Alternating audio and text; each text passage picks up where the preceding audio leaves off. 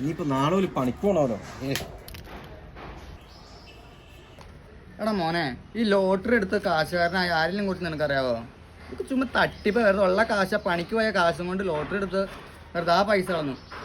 എത്ര food കഴിക്കായിരുന്നു? Google പേയില് 6 രൂപ കണ്ടേ ഉള്ളു.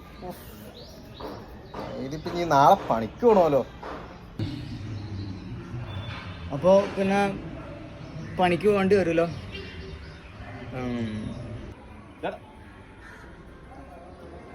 ഒരു പണി ദാസാട്ടാ.